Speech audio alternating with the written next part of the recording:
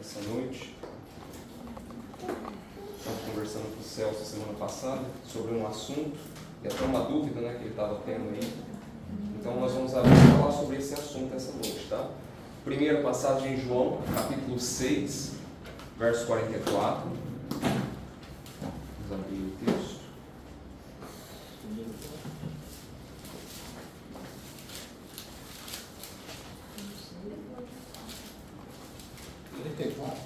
João 6, 44. E a outra em Filipenses capítulo 2, verso 13, tá?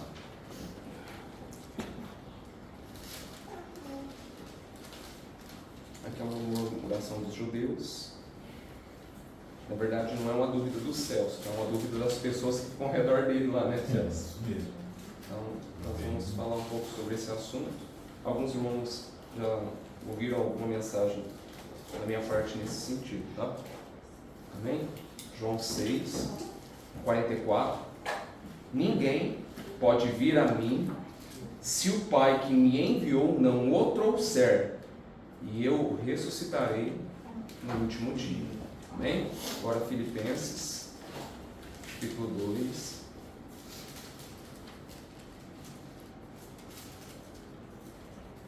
O apóstolo Paulo, no contexto aí, falando do desenvolvimento da salvação, ele vai falar no verso 13 aí, tá? Filipenses 2, 13. Porque Deus é quem efetua em vós tanto querer como realizar segundo a sua boa vontade. Amém? Somente esses dois textos aí. João 6, 44 e Filipenses 2, 13. Vamos fechar os nossos olhos com uma oração, Senhor.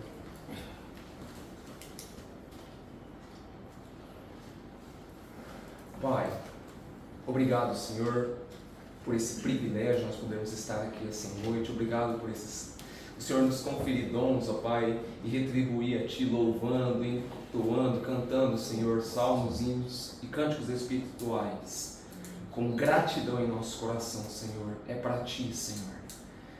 Pai, fale conosco, nos dê entendimento, nos dê sabedoria, ó Pai. O Senhor é santo, perfeito em tudo que faz. A Tua palavra diz: se eu pedir por sabedoria, o Senhor concederia deliberadamente e não lhe impropera. Então, Pai, eu te peço, me dê sabedoria, me dê entendimento, ó Pai. Faça com que essa semente, ó Pai, com que o que o Senhor tem querendo falar aos nossos corações esta noite, ó Pai, que germine dentro dos nossos corações.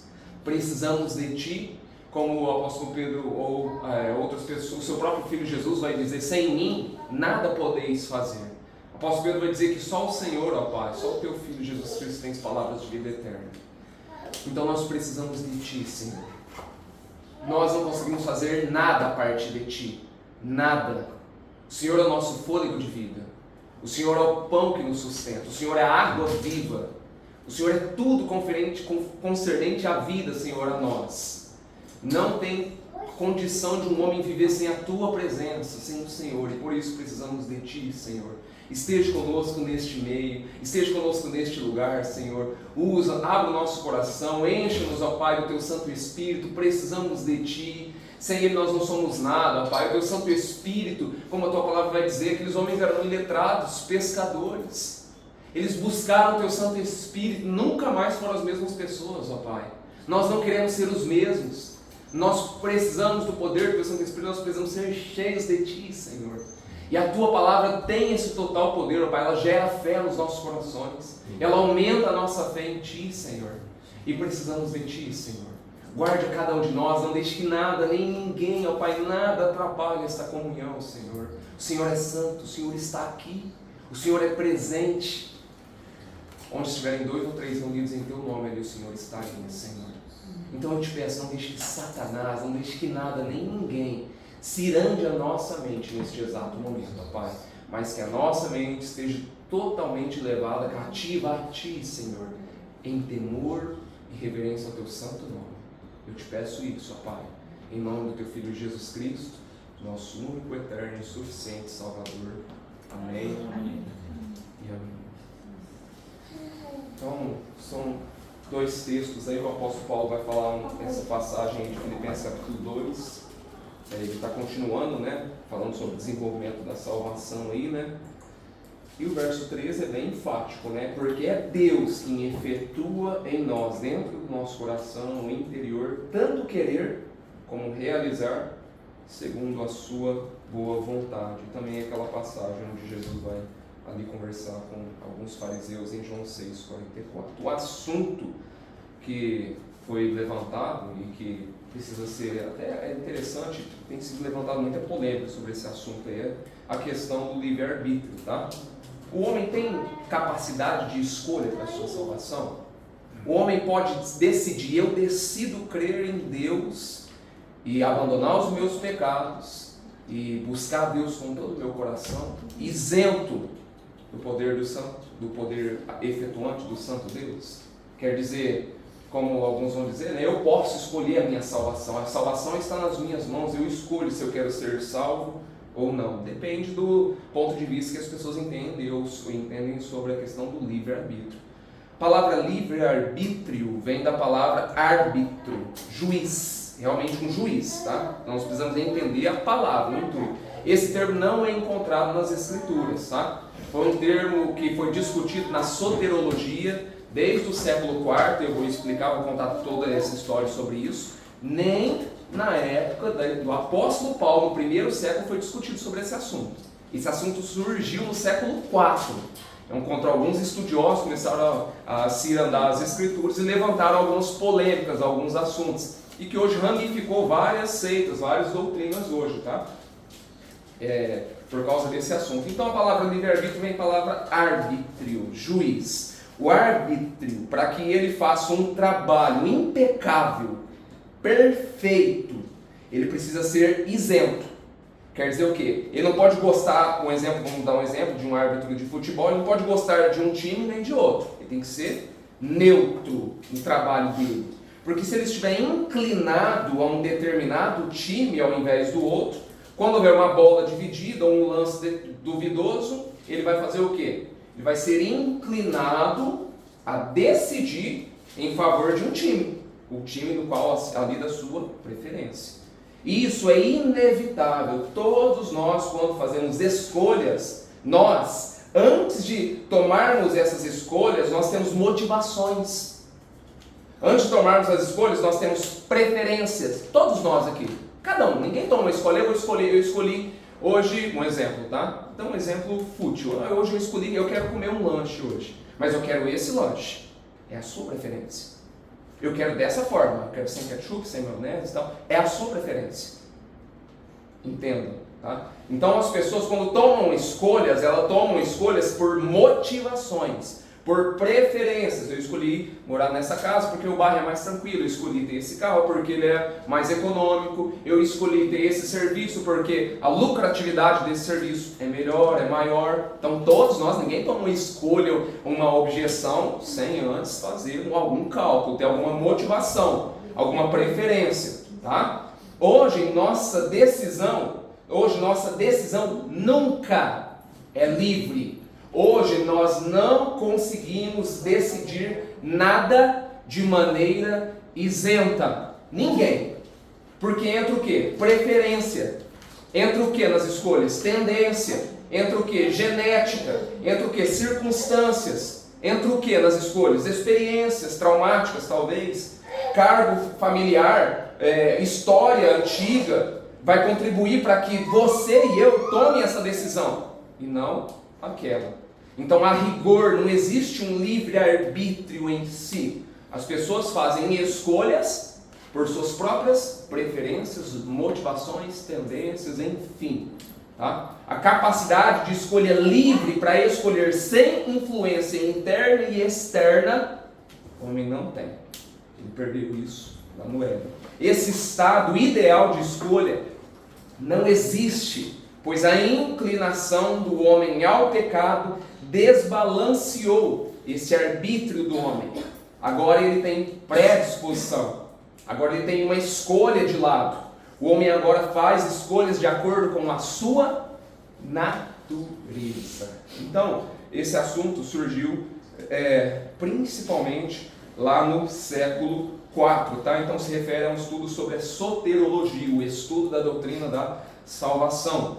Sotérios, salvação, logos ou doutrinos, né? Que serve a palavra do grego original é ensino. Então dentro desse campo teológico há um debate quanto à soberania de Deus, a atuação total de Deus e também quanto à influência ou à responsabilidade do homem em si. Não são atos divididos, tá? Então Deus, ele é soberano em tudo que faz, mas a escolha do homem é influenciada, principalmente os salvos, pelo poderio, a soberania de Deus. Então, logo, se é influenciado por um Deus, não é um livre arbítrio.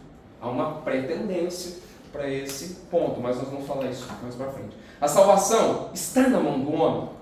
Então, falando sobre esse assunto, nós precisamos entender lá no século IV, quando surgiu esse assunto, antes de entrarmos nos 5 pontos aí do calvinismo ou do arminianismo, que também tem a ver com isso daí, tá? Lá no século I, vem sendo discutido sobre essa soberania de Deus, mas não foi tão forte, tá? Surgiu mais para frente ali depois, no século IV, tá? Com Pelágio lá, um monge britânico que ensinava isso. O que ele ensinava? Para ele, o pecado de Adão, quando Adão caiu no pecado, não afetou somente, esse pecado só afetou somente Adão, tá? Somente ele próprio e não os seus descendentes. Então, dessa forma, a raiz do pecado, a sua culpa, não foram transmitidos para os seus descendentes. Preste bastante atenção, tá? Portanto, Pelágio ensinava que o homem nasce sem culpa. Quer dizer, depois de Adão, o homem nasce sem culpa. Ele ensinava isso. E que a condição do homem é moralmente neutra, sem culpa e sem pecado. E que o pecado é transferido para essa pessoa, que no caso, por exemplo, a Sofia acabou de nascer, é uma criança pura, perfeita, não tem pecado. As influências dos pais, da mãe, da sociedade, dos amigos, dos parentes, vai fazer com que ela peque, caia e mais para frente seja condenada, tá? Então ele acreditava que é isso. E hoje muitas pessoas acreditam que é isso. Criancinha perfeita está debaixo da ira de Deus. E cabe a Deus querer salvá-lo ou não, porque ela ainda não tem a consciência de crer ainda ou a receber o Evangelho. Cabe a Deus essa salvação. Mas a criança, toda criança, nasce debaixo da ira de Deus, tá? A criança não está isenta do pecado. Salmo 51, verso 5. Em pecado nasci, sobre iniquidade desde o ventre da minha mãe. Salmo 51, verso 5. Depois eu vou falar sobre esse texto. O que é o pecado? Que o pecado é só transferido. Quer dizer, os pais vão ensinando alguma coisa errada, ou o filho vai observando algumas atitudes dos pais, o comportamento dos pais, ou o comportamento da sociedade, e essa criança se degrada, cai no pecado. Então surge um dito popular: o homem nasce bom, mas a sociedade o corrompe. Portanto, para Pelágio, Adão não precipitou toda a humanidade no estado de rebelião e culpa diante de Deus, mas apenas serviu de mau exemplo para a sua posteridade. Quer dizer, então, com a queda de Adão e os desígnios, os pecados que Adão cometeu, fez com que Caim fizesse aquilo com Abel posteriormente, tá? Dessa forma, ele entende que o homem é dotado plenamente de livre-arbítrio, de modo que o homem é capaz sozinho de decidir entre o bem e o mal, decidir aceitar ou não a Deus, até ser salvo e fazer o bem, sem a necessidade de Deus. E isso foi chamado na época de doutrina do pelagianismo, tá? A doutrina da neutralidade do coração. O coração do homem é intrinsecamente mau. E ele não herda, nós sabemos disso, ele não herda o pecado, ele vai dizer que ele não herda o pecado original de Adão, mas os filhos de Adão e toda a humanidade só pecam porque viram o mau exemplo de seus pais. O homem tem livre escolha, o homem não morreu, o homem não se corrompeu quando ele comeu do fruto lá no Éden, o pecado não foi transferido para a humanidade, e sim somente a Adão. Então, devido a isso, e como acontece hoje em dia, tem se levantado falsas igrejas, falsas doutrinas, mas hoje muitas pessoas estão se calando, obstante, não obstante, a igreja daquele século se levantou. Peraí, isso é uma heresia, está contra a palavra de Deus. Então, devido a isso, levanta um homem no norte da África, na cidade de Hipona, chamado Agostinho de Hipona, um erudito, escritor, teólogo, combate a doutrina de Pelágio, dizendo: não, você está completamente errado. O pecado de Adão não afetou somente ele próprio. não afetou somente a Adão, mas a toda a sua descendência. O homem, ao nascer, já nasce pecador, inclinado para o mal, herdando a natureza de Adão. Com a queda, o homem se corrompeu, o homem depravou-se. Todas as áreas de sua vida, todas as suas faculdades caíram junto com ele, de forma que o homem é considerado morto espiritualmente. Efésios 2:1. Quem prevaleceu nesse debate? Lógico, Agostinho de Hipona e as doutrinas de Pelágio, consideradas heresias. Muito tempo depois, na Idade Média, surge um novo debate chamado semi-pelagianismo, tá? Propagado pela Igreja Católica Romana, Erasmo de Roterdã, dizendo: não, nós cremos como Pelágio, nós não cremos como Pelágio. De fato, o homem nasce pecador, mas ele não nasce tão pecador assim. Quer dizer, igual ensina a maioria das igrejas hoje em dia, né? O homem nasce mal, mas assim, não é tão mal. Tem gente que é boazinha. Tem gente que Deus vai ver assim e fala: não, aquela pessoa é boazinha, ela não faz mal, minha vizinha não xinga, não fala mal de ninguém, é uma pessoa de Deus. Assim, não vai na igreja, mas é de Deus, é uma pessoa boazinha. E eu acredito que ela vai ser salva. Então, as pessoas, tinha algumas que acreditavam dessa forma. De forma que a sua vontade é livre. No caso, ele vai dizer, a pessoa não nasce tão mal assim, mas a sua vontade é livre. Tem um livre-arbítrio ali assim. Durante esse período do século XVI surge os pré-reformadores e os reformadores, e combatem essas heresias. Lutero, Zwingli, Calvino, mais para frente, tá? Defendem as escrituras. E o que Agostinho disse? Que o homem herda o pecado de Adão, morre em seus delitos e pecados, e a sua vontade é cativa ao pecado, ele é escravo do pecado. Quem vence esse debate, mais posteriormente, Lutero e Erasmo, no caso, Lutero. Nesse inteirinho, posteriormente, alguns anos, cerca de 60, 70 anos depois, lá na Holanda, tem um outro estudioso conhecido, Jacob Arminius, professor, teólogo, pastor, entendia os aspectos da soteriologia, diferente de João Calvino, não concordava com a teologia que estava sendo ensinada, nos postulados defendidos pelos reformadores, mas ele formula um debate, ele não formula nenhum debate oficial. Quem faz isso posteriormente são os seus discípulos, os seus alunos, chamados de remonstrantes ou opositores. Esses alunos, esses discípulos, aperfeiçoam as ideias de Armínio, que são contrárias à de Lutero e à de Calvino, e iniciam um movimento chamado remonstrância, protesto, contesto. Eles queriam contestar o que estavam sendo ensinado nas igrejas, tá? É o que a maioria das pessoas fazem hoje, tentar combater o que é certo, né? Deturpando a palavra do Senhor. Eles não concordavam que o aspecto da salvação se dava daquela forma, e que os reformadores pensavam, do jeito que os reformadores pensavam. Eles formulam 5 pontos. Então, para quem não conhece, não são os 5 pontos do calvinismo que se inicia primeiro, e sim os 5 pontos do arminianismo, levantando os seus discípulos anos depois de sua morte. E assim se inicia os 5 pontos da remonstrância, tá? Então, para a gente entender sobre o livre-arbítrio, porque tudo isso, a gente não pode ver só do aspecto, o ponto livre-arbítrio. É que teve todo um processo de estudo para chegar até nesse ponto chamado livre-arbítrio, que é discutido até hoje, tá? Então esse assunto não é tema somente de um ponto, uma questão maior. Então nós vamos observar que essa questão é muito maior do que a gente pensa, é muito mais específico. Isso aconteceu no período dos pais da igreja. Primeiro ponto da remonstrância. Os remonstrantes diziam que a vontade do homem é livre. O homem é livre, ele pode escolher entre o bem e o mal. Sua depravação não é total, e sim parcial. E o homem não está completamente morto nos seus delitos e pecados, tá? Então o homem não caiu na sua totalidade. Então o que é isso? O homem tem o livre-arbítrio. O pecado não afetou o ser humano em sua totalidade. Quer dizer, a ponto de lhe tirar o livre-arbítrio. O homem mesmo sendo pecador, pode escolher entre o bem e o mal. Muitas igrejas neopentecostais e pentecostais pensam dessa forma, tá? Segundo ponto, a eleição para eles é condicional. O que é isso? A eleição, a forma como Deus escolhe um homem, a condição que Deus escolhe um homem é de forma condicional. O que é isso? Baseado no pré-conhecimento de Deus. O que é isso?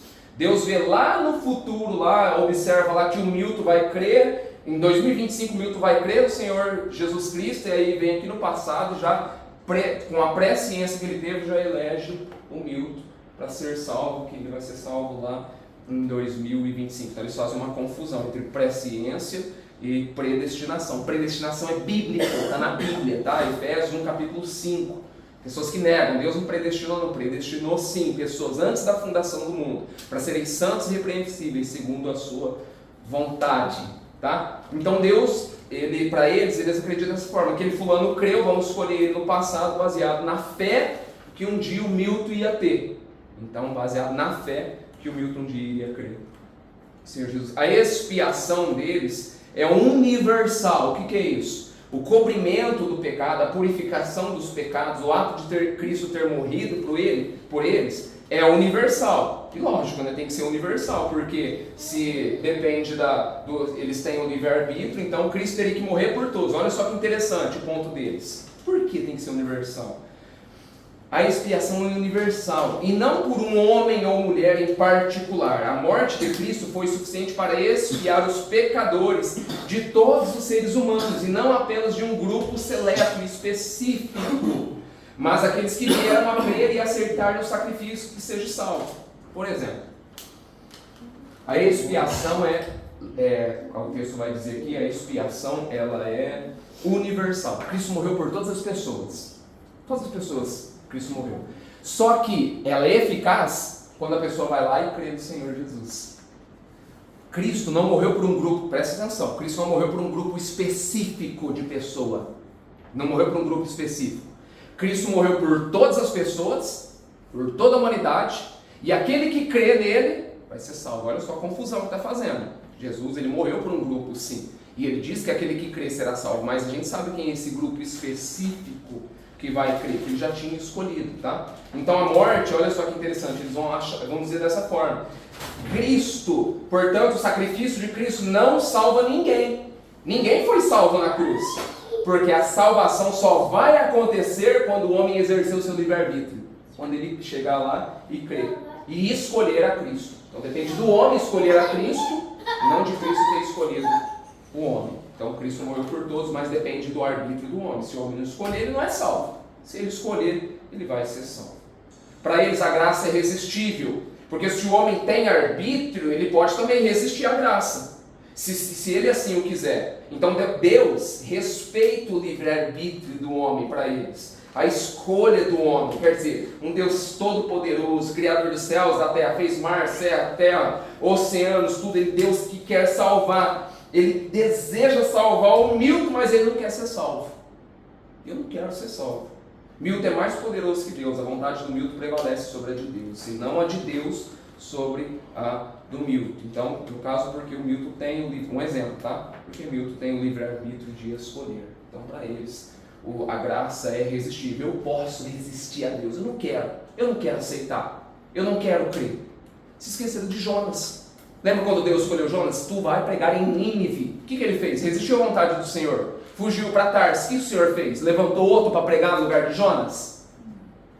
Arrastou Jonas de onde ele estava e levou até Nínive. É você que vai pregar em Nínive. Quando o Senhor escolheu Moisés, Êxodo capítulo 3, Moisés colocou um monte de empecilho. É você que vai. Você não consegue ter problema com fala? Arão vai ser porta-voz seu. Quando Deus escolhe uma pessoa, é ela que vai. É ela, é a escolha de Deus. Não é a vontade do homem que prevalece, é a vontade de Deus. Mas para eles a vontade do homem é mais poderosa que a vontade de Deus. Quinto ponto, o pecador pode cair da graça. Já que a salvação é uma decisão do homem, ele pode decidir ser salvo ou não. E depois de decidir ser salvo, decidir também largar a mão disso daí, virar as costas para Deus e dizer: agora eu não quero mais Deus. Então o homem pode cair da graça e falar assim: agora eu não quero mais servir Deus nada, eu vou fazer a minha própria vontade. Então a graça, o homem pode cair da graça assim. Esses eram os 5 pontos dos remonstrantes, ou os 5 pontos do arminianismo, ou a soteriologia do ponto de vista deles. A igreja, em resposta a esses questionamentos, promove uma reunião, um sínodo, com mais de 150 estudiosos, no caso da sua totalidade, de vários estados, de vários países daquela região, Alemanha, Suíça, França, Holanda, mais de 100 sessões durante um ano. Então não foi uma decisão tomada numa porta de boteco, não foi uma decisão tomada um dia reuniu todo mundo e falou, não, é assim que é. Não é isso. Foi decidido baseado em estudo, 100 sessões durante um ano. Estudiosos se reuniram para discutir esse assunto. Não é coisa boba, não é coisa tola. Teve um estudo todo por trás disso. São mentes célebres da época que estudaram, que abordaram esse assunto.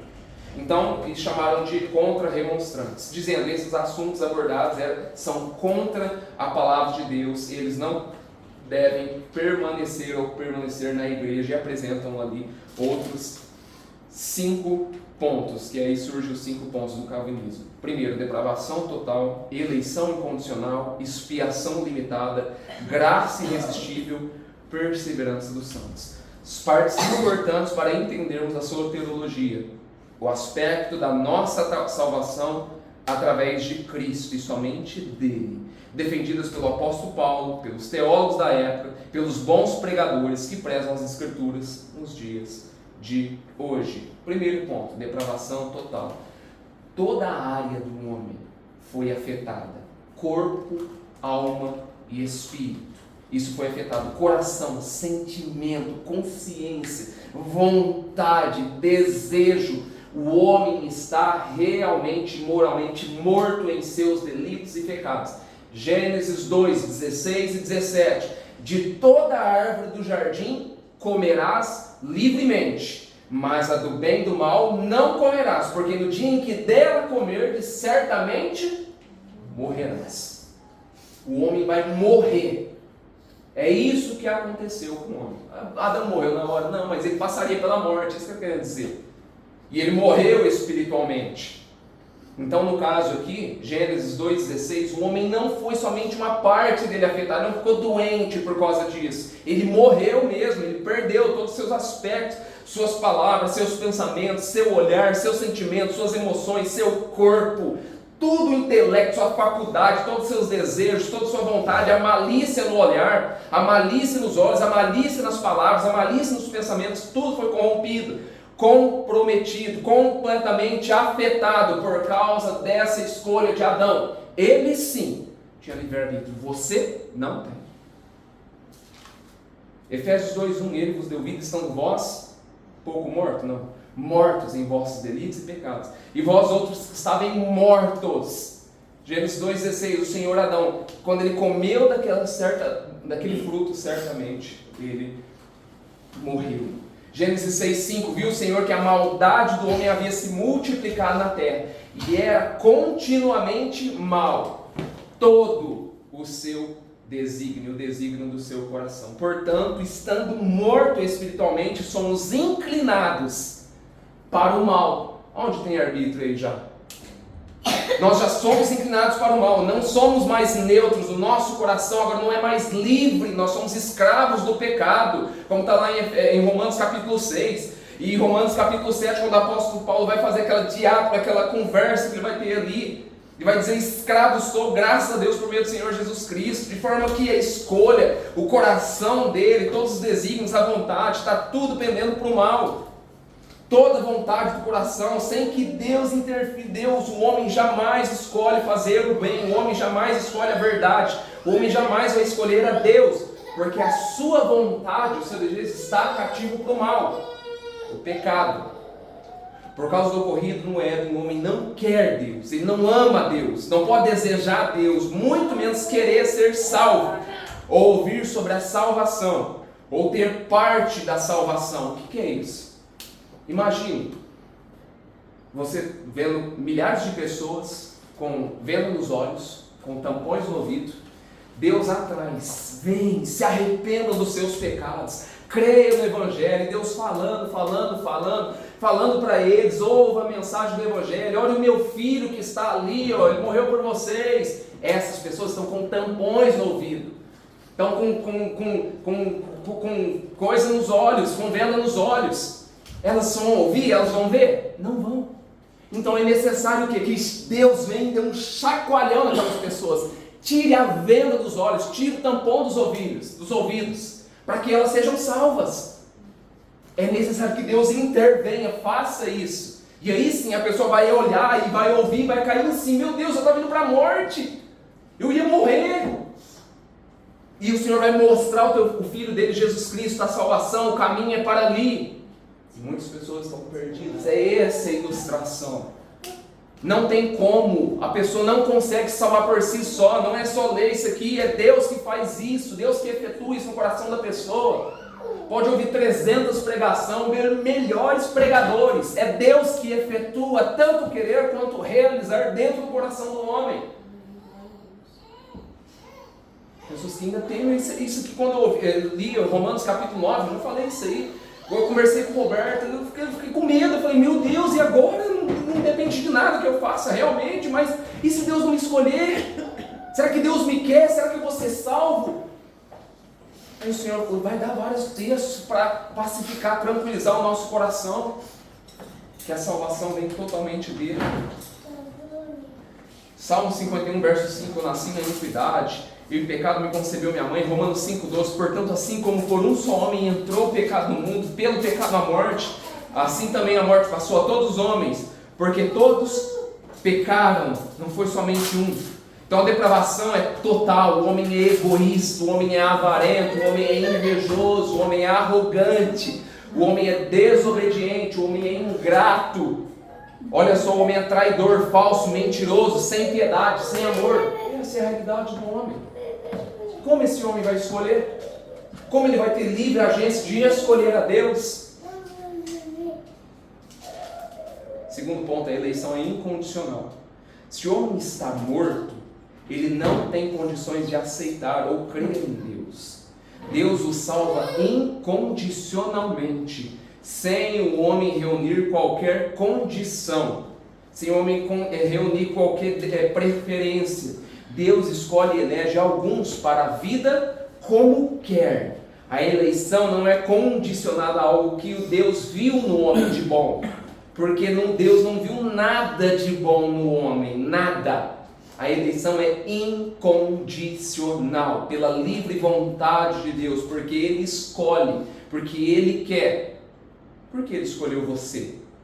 O que Ele viu em você? Nada. Ele não viu nada em você. Ele olhou para o Filho dele, Jesus Cristo, e escolheu você. Mas em você Ele não viu nada. Não se gabe, não se orgulhe de nada. Deus escolheu você por causa de Jesus Cristo. Por causa de Jesus Cristo. Por causa do teu Filho. A eleição é incondicional. Deus vê a raça humana perdida, caída nessa situação, como está dizendo o ponto 1. E dentro dessa raça, Deus elege para a salvação aqueles a quem Ele quer. O termo incondicional é para mostrar o critério que Deus usa, sem nenhuma condição. A palavra incondicional é isso. Não baseado em qualquer tipo de mérito que o homem tenha, ou fé prevista, caráter, obra que ele tenha, ou filiação. Ele soberanamente escolheu porque quis, como quis, a seu bel prazer. Salmo 65, verso 4. Feliz aquele a quem o Senhor escolhe para que assista nos teus atos. Onde que a pessoa vai assistir Deus nos seus atos? No céu. Então ele vai dizer feliz quem vai ser quem perseverar, ou quem busca o Senhor da sua própria força e vai ser salvo porque escolheu Deus. Feliz quem o Senhor escolheu, para que esse assista nos teus atos do Senhor, e ficaremos satisfeitos com a bondade da tua casa no teu santo templo. O Senhor fez todas as coisas para determinados fins, até o perverso para o dia da calamidade. Então o Senhor fez pessoas que vão realmente para o inferno e pessoas que vão ser salvas. É assim, Deus quis fazer isso. Vai discutir. Se não tivesse aqueles dias sido abreviados, como está lá em Mateus 24, 22, ninguém seria salvo, mas por causa dos escolhidos. Então há um remanescente, tais dias são abreviados. Não foste vós que escolhestes a mim, pelo contrário, eu escolhi a vós outros, e vos designei para que vais e des muito fruto. João 15, 16, tem várias outras passagens. Então, ao fazer isso, Deus não está contendo ou cometendo alguma injustiça. Mas por quê? Ele escolheu uns e outros vão para o inferno. Isso é injustiça. Não há injustiça nenhuma da parte de Deus com aqueles que não elegeu, porque eles não foram eleitos, eles estão recebendo justo castigo pelos seus pecados. Ele não tinha obrigação de salvar ninguém, mas ele deu o seu filho e escolheu alguns para salvar. A injustiça da parte de Deus, cada um só mereceu o que tinha, o pecado, a morte. O pecado, uma vez consumado, gera a morte. O salário do pecado é a morte. Então, essa eleição, ela é incondicional, é livre de qualquer tipo de vontade. Nós não reunimos qualquer tipo de condição para Deus nos eleger, tá? Então, Deus não nos escolheu porque nós somos santos, porque nós somos perfeitos, ou porque nós reunimos alguma condição. Ele nos escolheu por intermédio do Filho dele, Jesus Cristo, e porque quis. Terceiro ponto, expiação limitada. Cristo morreu para quem? Para os seus eleitos, por quem ele escolheu. Se ele elegeu um povo para ser salvo, logo a expiação do pecado é específica para esse povo. Cristo não morreu por todo mundo, como dizem os remonstrantes, essas seitas de hoje em dia. Aquele sangue santo, sem pecado, foi vertido por suas ovelhas, para o seu povo, para os seus escolhidos, para os seus eleitos. A expiação, a anulação dos nossos pecados foi dada por Cristo. Cristo morreu por nós, por alguém, por essa pessoa que ele escolheu, que ele elegeu. Como explicar isso tudo? Através de João 10:11. Eu sou o bom pastor dá a sua vida pelas suas ovelhas. João 17:9. E por eles que eu rogo. Jesus vai dizer oração sacerdotal. É por eles que eu rogo, não pelo mundo inteiro, mas por aqueles que tu me deste, porque estes são teus. João 10:16 e 17. Portanto, cremos que Cristo não morreu por todas as pessoas do mundo, senão todas as pessoas obrigatoriamente deveriam ser salvas. Sabendo disso, que nem todos serão salvos, e na existência do inferno, e observando as Escrituras, entendemos que Cristo verteu o seu sangue pelas suas ovelhas, somente para os seus eleitos. Ele salvará o seu povo. Mateus 1:21. E ela, Maria, dará à luz um filho. Ele porá o nome de Jesus, porque ele salvará o mundo inteiro, o seu povo, dos pecados deles. E ele salvará o seu povo dos pecados deles. Mateus 1:21.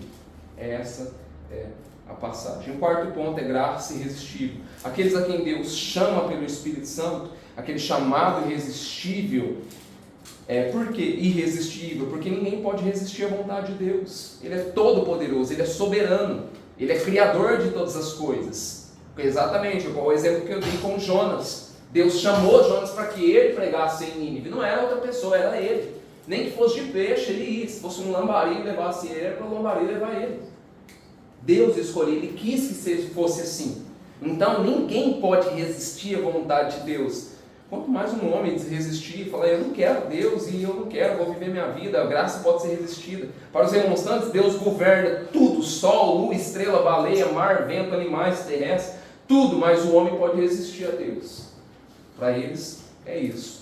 Mas para nós, o homem, ao ouvir o chamado de Deus, elas responderão com fé, irresistivelmente, e elas não vão conseguir dizer não, principalmente os escolhidos. Como diz, há dois chamados, muitos são chamados, mas poucos os escolhidos. O chamado é universal. A pregação do Evangelho é para todas as pessoas. E através da pregação do Evangelho vai ser gerado fé no coração dos eleitos. E esses eleitos vão ser salvos por Deus e vão ser chamados pelo Santo Deus através do poder do Espírito Santo. Então a pregação é essencial para o avanço do Evangelho, para a vinda do Senhor Jesus Cristo. Então nas Escrituras há dois tipos de chamados, o interno e o externo, Mateus 22:14. Muitos são chamados, poucos são escolhidos, tá? Como o texto vai dizer, ide por todo mundo e pregar o Evangelho a toda criatura. Mas está vendo, para falar para pregar a toda criatura, aí o texto vai dizer, quem crê e foi batizado será salvo. Quem crê? Quem que vai gerar fé? A fé não vem de nós, é dom de Deus, não vem de obras para que ninguém se glorie. Romanos vai dizer, a fé vem pelo ouvir e ouvir da palavra. Quando elas ouvirem a palavra, Deus vai gerar fé no coração daquele escolhido. E através de ser gerado fé, consequentemente aquela pessoa vai ser regenerada, justificada e salva. Esse é o processo da salvação. É preciso que pregue o Evangelho. E a hora que pregar o Evangelho, quem for no mundo inteiro, tiver 10 mil pessoas, 5 ouvirem, 5 responderem com fé, essas 5 vão ser salvas.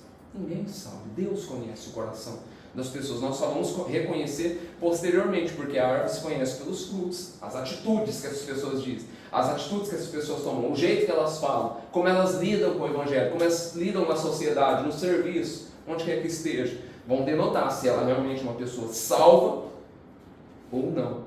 Para eles crerem é necessário chamado interno no coração.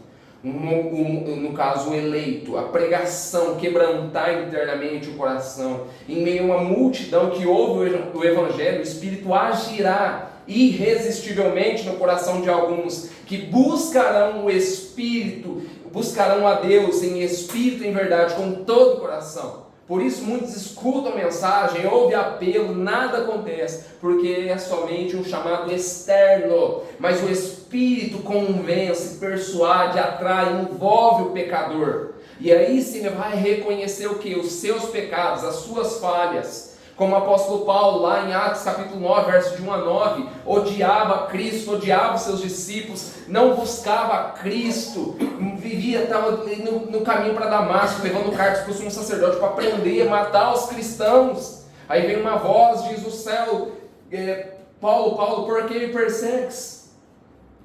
Jesus vem e tem um encontro com ele, nunca mais foi a mesma pessoa, foi o maior pregador, 13 cartas.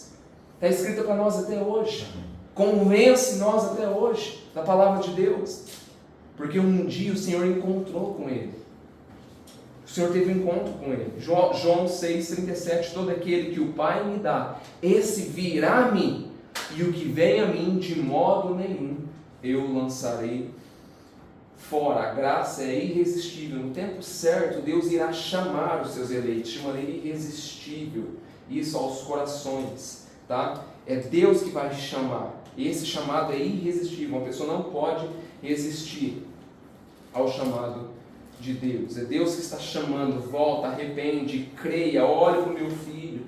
E isso usando a sua palavra poderosa. As minhas ovelhas ouvem a minha voz, eu as conheço e elas me seguem. Tá? Esse é o quarto ponto. E o quinto ponto, a perseverança dos santos. O cristão, o crente salvo, permanecerá salvo até o fim. O que Cristo garantiu ao eleito não pode ser retirado ou desfeito. Então, o cristão não perde a salvação. Não é como a Margarida, bem me quer, mal me quer. Hoje eu estou salvo, amanhã não é? Então, o Senhor, quando Ele salva uma pessoa, Ele escolhe, isso permanece até o fim, até a vinda do Senhor. Os escolhidos por Deus verdadeiramente perseverarão até o fim. Isso também é um atributo de quem é de Deus, ele vai perseverar, tá? Judas 1,24, ora, aquele que é poderoso para vos guardar de todo tropeço e para vos apresentar imaculados diante da sua glória. Quem que é esse? Que é poderoso para nos perseverar, para nos preservar e nos impedir que a gente caia ou que a gente tropece? Deus. Ele vai fazer com que a gente restrinja o pecado, que a gente evita de pecar. Quem vai fazer isso? Quem vai nos guardar de todo tropeço, de todo mal, de toda a falha? Deus. Ele, aquele que foi chamado internamente pelo Espírito Santo, perseverará até o fim, pautado na palavra de Deus. Pois estou plenamente certo, convencido de que aquele que começou a boa obra, a salvação, vos há de completá-la até o dia de Cristo. Filipenses 1:6. Então esses são os 5 pontos aí depois da soterologia ou do calvinismo, tá? Para combater essa heresia. Então, observando tudo isso, que a graça é irresistível, que a depravação do homem é total, que Deus escolhe quem quer, que a eleição é baseada de forma incondicional, nós vemos que o homem não tem arbítrio nenhum. O homem é depravado por sua totalidade. Não há vontade boa no coração do homem. O texto vai dizer, o coração do homem é desesperadamente corrupto e abominável. Quem o conhecerá? Por isso nós precisamos ter uma dependência total de Deus. Até para escolher, querer a Deus, buscar a Deus, estar na igreja, louvar, adorar o Senhor, é necessário uma influência. Que influência é essa? Externa, natural? Não.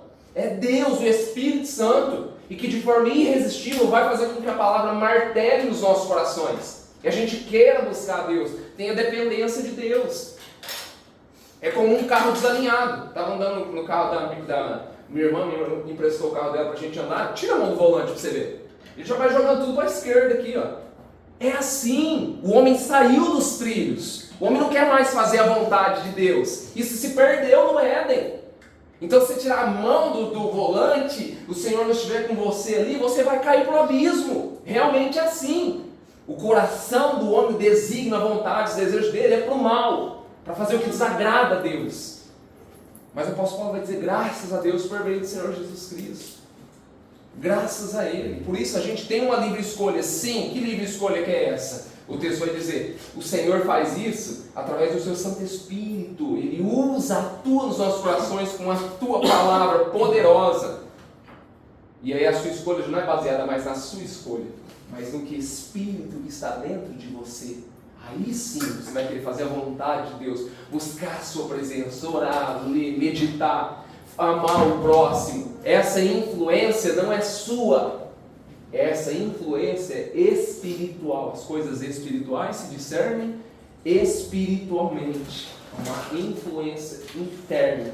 Essa influência se chama Espírito Santo. O homem não pode escolher, não pode decidir sobre querer ou não a Deus. Tem várias passagens polêmicas que falam, mas o texto vai dizer lá, muitos são chamados, poucos escolhidos. É o texto lá de João 3,16, porque Deus amou o mundo de tal maneira que deu o seu Filho único para que todo aquele que nele crer não pereça, mas tenha a vida eterna. A palavra crer, sim, realmente, para que todo aquele que nele crê. Mas a fé vem de quem? A fé é gerada como? Pela palavra. E a fé vem, é dom nosso? Não. É dom de quem? De Deus. Você vê que tudo é Deus que faz para o homem. Consequentemente, a primeira atuação, aquele que começou a boa obra, como o apóstolo Paulo vai dizer, aquele que começou a boa obra, quer dizer, então, houve um início.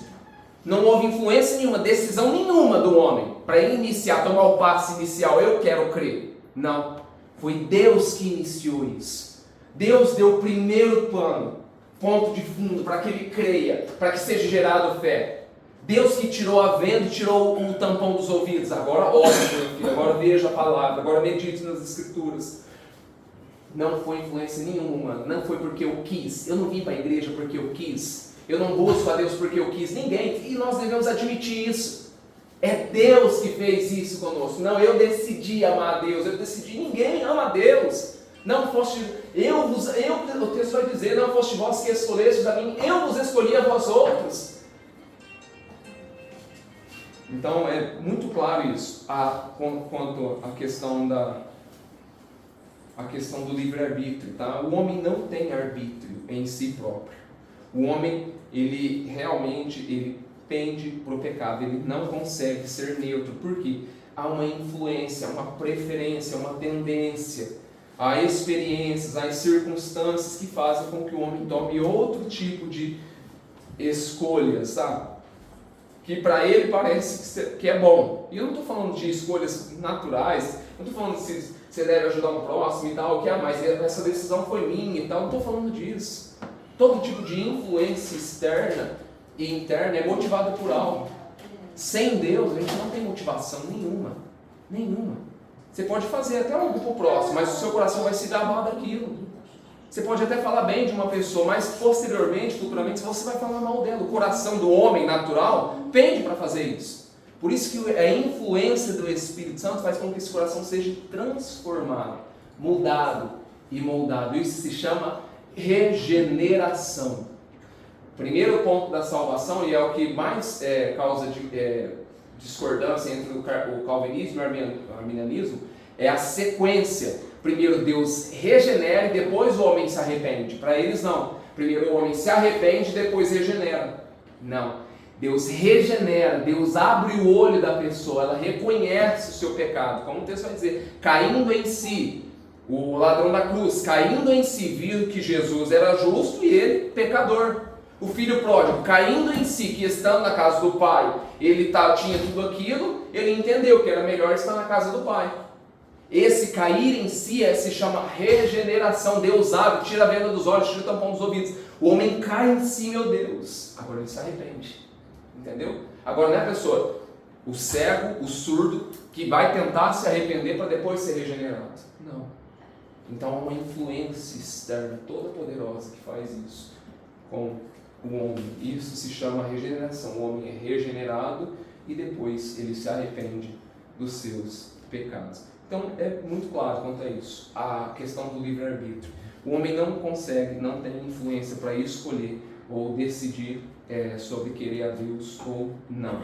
Essa influência é dada, esse desejo que vem de um homem querer a Deus ou buscar a Deus, vem do próprio Deus. E só para encerrar, João 6,44, que eu tinha lido, já deixa muito claro que Jesus vai dizer, os fariseus ali, alguns estavam discutindo com o Senhor, né, murmurando ali em questão de algum assunto, né, sobre Jesus falar que ele era o pão do céu, e era até um escândalo, porque vai dizer, depois na continuidade do texto aqui, Jesus vai dizer que ele era o pão da vida, que aquele não comer da carne dele, não era digno dele. Então os fariseus começaram a ver aquilo como um escândalo. E aí Jesus vai falar para eles assim, realmente, ninguém pode vir a mim, se o Pai que me enviou não me trouxer, e eu ressuscitarei no último dia. Vocês não têm competência poderosa, moral de vir a mim. Ninguém pode vir a mim se primeiro o Pai que me enviou não trouxer vocês a mim. Então é Deus que inicia todo o processo da salvação no coração do homem. Não depende de nenhuma atitude, de nenhum ponto de partida do homem. Depende de Deus começar isso. Como vai começar isso? Como? A pregação do Evangelho. Pregue a palavra. Como crerão se não há quem pregue? Como ouvirão? Por isso é necessária a pregação da palavra. Isso vai fazer com que a pessoa caia em si, arrependa dos seus pecados e creia no Evangelho, e creia no Senhor Jesus Cristo. Amém? Então é só uma ressalva, esse estudo eu já tinha feito um tempo atrás, para a gente tirar essa dúvida aí da questão do livre-arbítrio. O homem, a escolha depende totalmente e exclusivamente de Deus para a salvação. Um texto mais profundo também, que vai falar sobre vários pontos desse aí, é Romanos capítulo 9, tá? O texto por inteiro vai falar sobre isso, tá? Que alguns vão até discutir, mas Deus é até interessante, né, essa passagem de Romanos 9, que as pessoas vão discutir, mas acha que Deus é até de forma injusta, mas por que ele faz isso? Escolhe um e não o outro e tal. Mas ela vai responder a todos esses questionamentos. Não, Deus não agiu de forma injusta. Você merece o seu justo castigo. Se ele fez isso é porque ele realmente é soberano, é porque ele quis. Graças a Deus que ele quis salvar cada um de nós aqui. Amém? Amém. Vamos orar.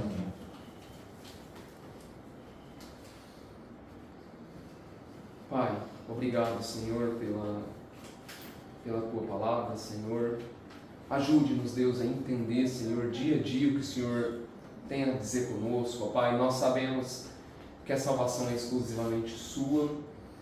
Nós sabemos, ó Pai, que o Senhor nos escolheu e nos predestinou antes da fundação do mundo. Nós vimos, ó Pai, que se dependesse de nós, se a salvação estivesse nas nossas mãos, nós estaríamos perdidos. Porque nós não temos a capacidade, Senhor, de dizer, hoje eu não peco mais, porque amanhã nós vamos falhar. E depois da manhã nós vamos falhar de novo. O Senhor conhece o nosso coração. A tua palavra diz que aquele que diz que não tem pecado é mentiroso, é verdade, não está nele. Nós não temos competência de escolher não pecar mais. Então logo nós não temos arbítrio nenhum. Nós não temos poder de decisão nenhuma. Mas graças a Ti, Senhor, nós somos salvos por meio do Teu Filho, ó Pai. Nós Te agradecemos, ó Pai, porque o Senhor é um Deus misericordioso. A Tua palavra diz que se nós confessarmos os nossos pecados, o Senhor é fiel e justo para nos perdoar os pecados e nos purificar de toda injustiça. A Tua palavra diz que ainda que os nossos pecados sejam vermelhos como escarlate, eles podem se tornar brancos como a neve. Vinde, arrazoemos, converse comigo. O Senhor vai dizer, converse, dialogue comigo, abra o seu coração. Então, Senhor, nós te pedimos, Senhor, perdoa as nossas falhas, perdoa os nossos pecados, Deus. Aumenta a nossa fé em Ti, Senhor. Abre o nosso entendimento, nos dê sabedoria, ó Pai.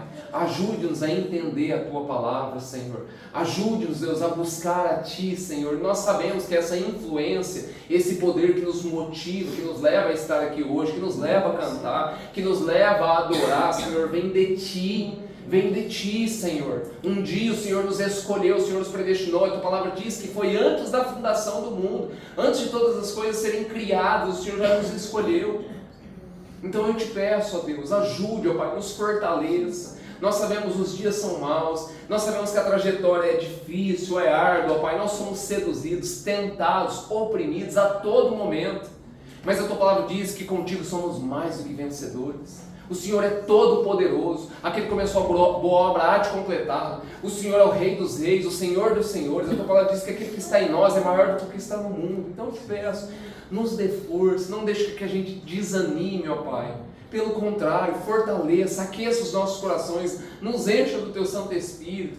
Não deixe a gente estar acomodado com a situação, acomodado com a busca que nós temos, acomodado com os dias que levamos, ó Pai. Ajude-nos a estar inconformados. Amigos, pessoas próximas a nós, parentes, estão caminhando para esse abismo, estão cegas.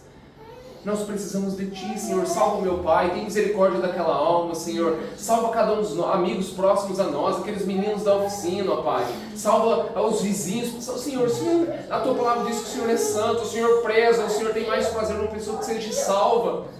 Então eu te peço, Senhor, tem misericórdia destas almas, Senhor. A Tua palavra diz que a redenção de uma alma é caríssima. Olhe com misericórdia, não olhe para a conduta do meu pai, não olhe para a conduta dos meus irmãos, Senhor.